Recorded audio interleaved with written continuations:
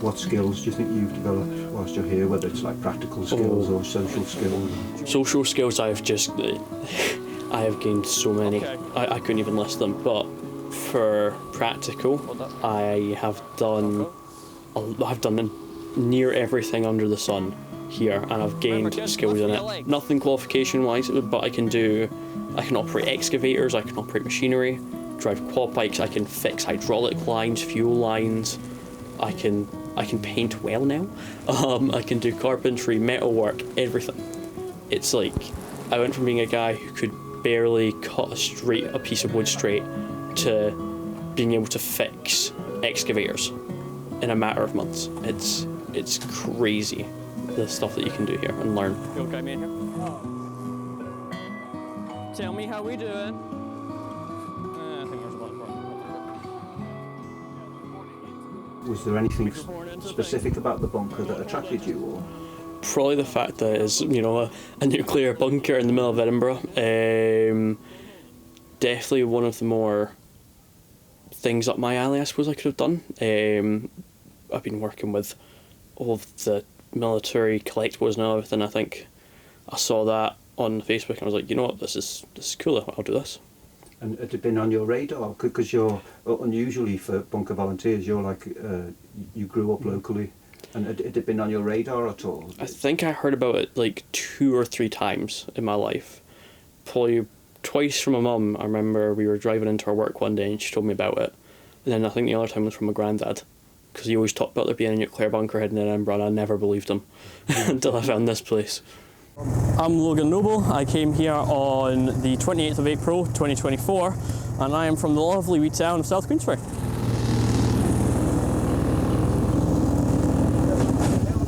Yep. I'm going to drop off some cement, then I'm going to go up on the hill. S'il vous plaît. Merci. Huh? Okay.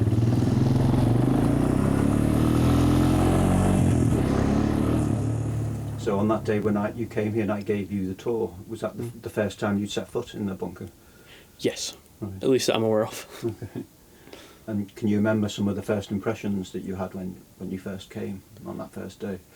I remember when we got into the bunker thinking, wow, this place is giant. Because I'd been up to Troywood up in St Andrews before, and it was like, you know, you got the two long stretches of corridors, and it's not like the big open space like our bunker is. So when I first came, I was like, this is just an absolute massive hole in the ground that would have been the neural centre of all of the defence operations in Scotland. Also, when I first arrived, I kind of thought this was a hippie commune, to be honest. You come in, you just got the caravans on all sides, and it's like, wow, it's cool, but... And did you get a good sense that it was what you were looking for, your first impression? Oh yeah, when we went up to the hill and it was just everyone working in the daylight, in the sun, the blazing sun, I remember that. But we had everyone working, we had really good songs on, and it's like I fitted right in, like I clicked immediately. I think being outside in nature and being physical was probably the best parts. I liked bunker jobs, don't get me wrong, but when we were up in that pit, I think everyone was way more cohesive. We were all doing the exact same job, and it was quite team building, I suppose you could say. I'm not entirely sure. There was like a couple, I think there was probably a month or two where I was known as the pyromaniac of the bunker, because I was just always put in charge of anything that involved flame. Anything that involves flame, or, this just sounds bad, but cutting down trees. Those are probably my 2 favourite things in the bunker, because it is just fun. It's like, I don't know how to describe it, but it's just really fun. If you think about how the bunker's been developing during your time, both in terms of the people coming here, the projects happening here, and how that might ideally develop over the next 5 years. So socially, I hope we get that pool completed up on the hill eventually. I hope we can get the caravans moved up there and we start up the little community up there. The bunker itself, well, I've been here a year, and I know it's a 7-year plan. I know it's been going on before I got here. I hope that bunker's completed by the time I come back in 5 years. Actually, yeah, like some of the stones the stones aren't, they're too big. It's like a sieve. 10 points. Hey, Ben. Okay.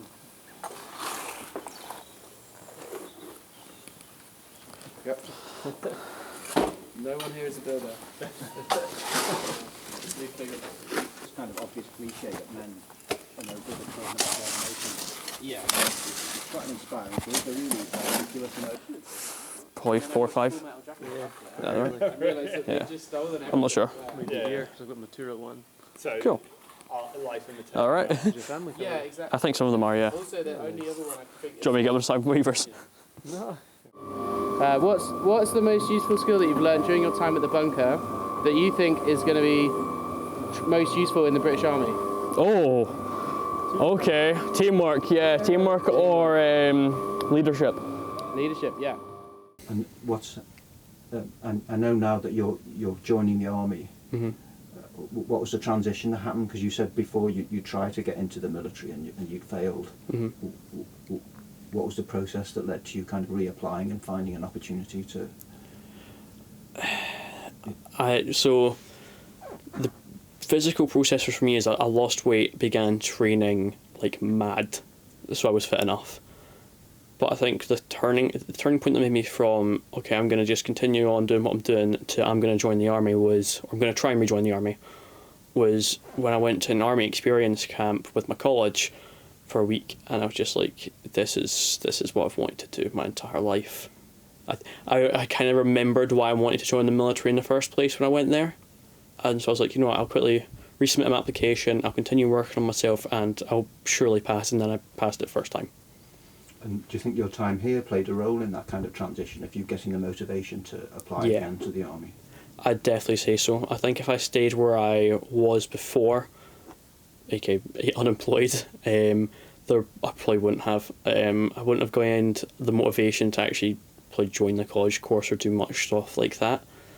So I think this has been a massive influence, a good influence, and a massive turning point. Just joining the bunker itself.